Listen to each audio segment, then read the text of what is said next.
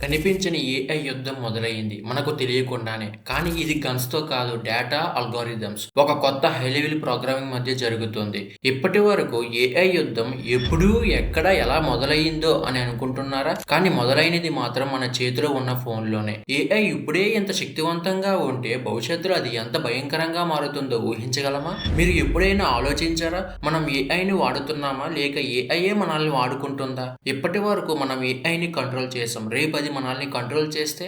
భవిష్యత్తులో AI systems politicians కన్నా powerful, CEOs కన్నా లాజికల్, శాస్త్రవేత్తల కన్నా ప్రిడిక్టివ్ అవుతాయి. ఏఐ ఒక మిస్టేక్ చేస్తే అది ఎర్రర్ అవుతుందా లేక డిసాస్టర్ అవుతుందా? ప్రతి దేశం ఏఐ వెపన్స్ రేస్ లో ఉంది. నిజానికి ఎవరు గెలుస్తారు? ఏఐని క్రియేట్ చేసిన మనమా లేక ఏఐనా? ఒక రోజు కంట్రీస్ మధ్య యుద్ధాలు కాకుండా ఏఐ మధ్య యుద్ధాలు మొదలైతే, ఒక రోజు ఏఐ మన ఆలోచనలు కూడా ప్రిడిక్ట్ చేస్తే ప్రైవసీ అనే పదమే ఉండదేమో. ఈ ఏఐ టెక్నాలజీ గ్రోత్ నా లేక ఫ్యూచర్ లో డిస్ట్రాక్షన్? మనం అనుకున్నంత సేఫ్ కాదు ఏఐ. ఆ రోజు రాగానే మనం ఆశ్చర్యపోయినా పశ్చాత్తాపం చెందిన ఉపయోగం ఉండదు. ఎందుకంటే ఒక రోజు మనుషులే ఏఐ మీద దాడి చేసి మళ్ళీ యథావిధిగా జీవించాలి అనుకునే సమయం రానుంది. ప్రతిరోజు మనం వాడుతున్న యాప్స్ లో ఒక ఏఐ అంతర్గతంగా పనిచేస్తుంది. ఇది మన ఇష్టాలను అర్థం చేసుకొని మనకు నచ్చినా లేదా నచ్చని విషయాల ద్వారా మనల్ని అట్రాక్ట్ చేయడానికి ప్రోగ్రామింగ్ చేయబడింది. ఏఐ మన నుంచి కొత్త విషయాలు నేర్చుకుంటూనే ఉంటుంది. మన ఫోన్ లో, సోషల్ మీడియా ఫీడ్ లో మనం స్క్రోల్ చేసే ప్రతి వీడియో, స్వైప్ చేసే ప్రతి రీల్, సెర్చ్ చేసే ప్రతి ఆన్సర్, మనం మాట్లాడే ఏఐ టూల్స్, టైప్ చేసే ప్రతి వర్డ్, ఇవన్నీ ఏఐ మన గురించి కొత్తగా నేర్చుకుంటున్న విషయాలే. కానీ ఇదంతా కేవలం ఎంటర్టైన్మెంట్ కాదు.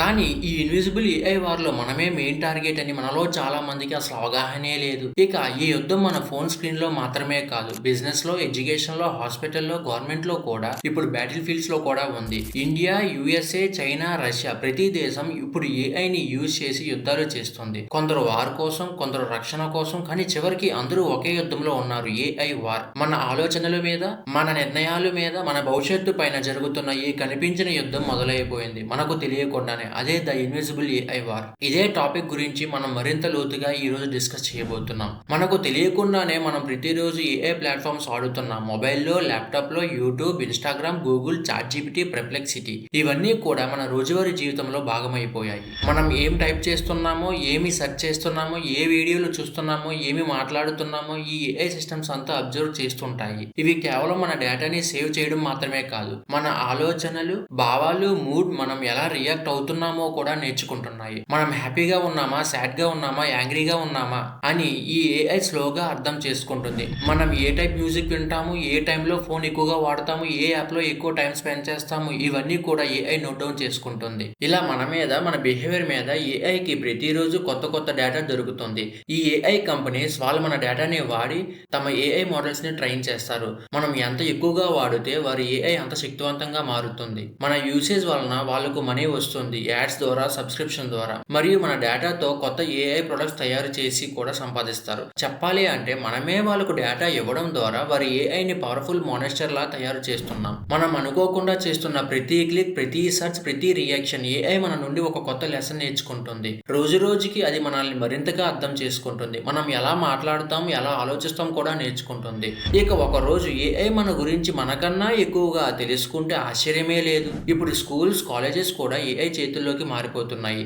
AI teachers, virtual class rooms, automatic grading systems, ఇవన్నీ చదువుని సులభం చేస్తున్నాయి. ప్రతి విద్యార్థికి ప్రత్యేక స్టడీ ప్లాన్, ప్రత్యేక లెర్నింగ్ స్పీడ్, ఇవన్నీ ఏఐ నిర్ణయిస్తుంది.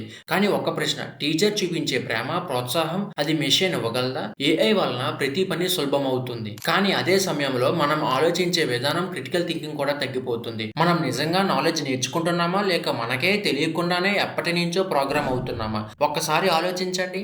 ఏఐ ఇప్పుడు వైద్య రంగంలో అద్భుతాలు చేస్తుంది. ఎక్స్రేస్, ఎంఆర్ఐ రిపోర్ట్స్ కేవలం కొన్ని సెకండ్స్ లోనే అనలైజ్ చేస్తుంది. Robotic surgeries, instant diagnosis, patient monitoring, ఇవన్నీ ఇప్పుడు ఏఐ చేతుల్లోనే ఉన్నాయి. కానీ ఒక్కసారి ఊహించండి, ఒక్కరోజు ఎవరు బ్రతకాలి, ఎవరు వైద్యం పొందాలి అనే నిర్ణయం ఏఐ తీసుకుంటే అప్పుడు మన పరిస్థితి ఏంటి? ఫ్యాక్టరీస్ లో ఇప్పుడు రోబోట్స్ మనుషుల స్థానంలో పనిచేస్తున్నాయి. మెషిన్స్ కి అలసట ఉండదు, తప్పులు తక్కువ, ప్రొడక్టివిటీ ఎక్కువ. ఫ్యాక్టరీలు, కంపెనీలు ఇప్పుడు మనుషుల కంటే రోబోట్స్ మీద ఎక్కువగా ఆధారపడుతున్నాయి. మెషిన్స్ 24 గంటలు పనిచేస్తాయి, బ్రేక్ ఉండదు, ఎమోషన్స్ ఉండవు. ఏఐ ఆధారంగా బిల్డింగ్స్ కూడా స్మార్ట్ అవుతున్నాయి. లైట్స్, టెంపరేచర్, సెక్యూరిటీ అన్ని సెల్ఫ్ కంట్రోల్ లో ఉన్నాయి. కానీ ఆటోమేషన్ పెరుగుతున్న కొద్దీ మనిషి అవసరం తగ్గిపోతుందా? మనం క్రియేట్ చేసిన ఈ సౌకర్యాలు మనల్నే స్లోలీ రీప్లేస్ చేస్తున్నాయా? ఇప్పుడు యుద్ధ భూములో కూడా ఏఐ అడుగుపెట్టింది. ఆకాశంలో డ్రోన్స్ పహారా కాస్తున్నాయి, ఏఐ గైడెడ్ మిసైల్స్ తమ టార్గెట్ ని సెకండ్స్ లోనే గుర్తిస్తున్నాయి. Cyber attacks, self driven war missions, robot soldiers ఇవన్నీ ఇప్పుడు ఏఐ చేతిలోనే ఉన్నాయి. ఇండియా, యుఎస్ఏ, చైనా, రష్యా ప్రతి దేశం ఈ ఏఐ వెపన్స్ రేస్ లో ముందుండటానికి పోటీ పడుతున్నాయి.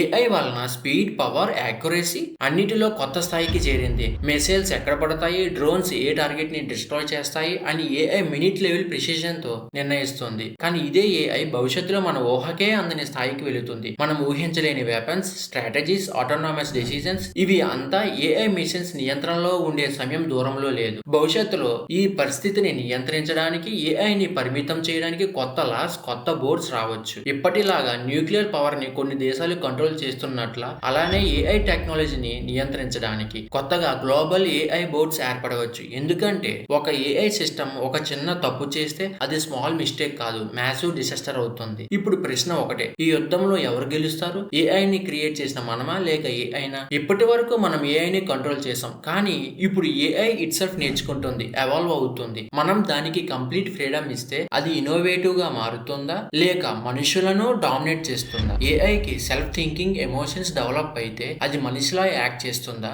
లేక మనిషినే రీప్లేస్ చేస్తుందా? ఏఐ తప్పు చేస్తే దానికి పనిష్మెంట్ ఎవరిస్తారు? దాని క్రియేటర్ అయిన మనమా లేక ఏఐ తానే తను డిఫెండ్ చేస్తుందా? ఇప్పుడు భూమి మనుషుల కోసం ఉంది, కానీ రేపు ఈ భూమిని ఏఐ కోసం మారిపోతుందా? మనిషి ఉన్న ప్రపంచం మెషిన్స్ ఆధిపత్యం చేయబోతున్నాయా? ఒకప్పుడు మనం ఏలియన్స్ గురించి ఆలోచించే వాళ్ళం, ఎర్త్ ఫర్ ఏలియన్స్ అని. కానీ ఇప్పుడు కొత్త భయం, ఎర్త్ ఫర్ ఏఐ. మనిషి క్రియేట్ చేసిన ఈ ప్రపంచం చివరికి మనిషికే దూరం అవుతుందేమో. ఏఐ మనకు సహాయం చేయాలా లేక మన మీదే ఆధిపత్యం చెలాయించాలా? అది మన చేతుల్లోనే ఉంది. మనం దానికి ఫుల్ ఇండిపెండెన్స్ ఇస్తే ప్రోగ్రెస్ వేగంగా జరుగుతుంది, కానీ మనం కంట్రోల్ కోల్పోతాం. మనం దానిని పరిమితం చేస్తే డెవలప్మెంట్ స్లో అవుతుంది, కానీ మనిషి డిసిజన్ మేకర్ గా మిగిలిపోతాడు. ఈ యుగంలో చాయిస్ సింపుల్, మనం ఏఐని వాడాలా లేక ఏఐఏ మనల్ని వాడుకోవాలా? ఏఐ ఇప్పుడు మన ఆలోచనలను చదువుతుంది, మన భావాలను అర్థం చేసుకుంటుంది, మన భవిష్యత్తును ఇన్ఫ్లుయెన్స్ చేస్తుంది. కానీ ఒక రోజు అది మన భవిష్యత్తును పూర్తిగా కంట్రోల్ చేస్తే ఇది కొత్త యుగం, కొత్త యుద్ధానికి ప్రారంభం అవుతుంది. అదే ద ఇన్విజిబుల్ ఏఐ వార్. మీకు ఎలా అనిపించింది ఈ వీడియో? కామెంట్ చేయండి, ఇంకా లైక్ అండ్ షేర్ కూడా చేయండి. మన ఛానల్ ని ఇప్పుడే సబ్స్క్రైబ్ చేసుకోండి, మర్చిపోవద్దు. మన ఛానల్లో ప్రీవియస్ వీడియోస్ కూడా చూడండి. మళ్ళీ ఒక ఇంట్రెస్టింగ్ వీడియోతో మీ ముందుకు వస్తాను. Until then take care, good bye.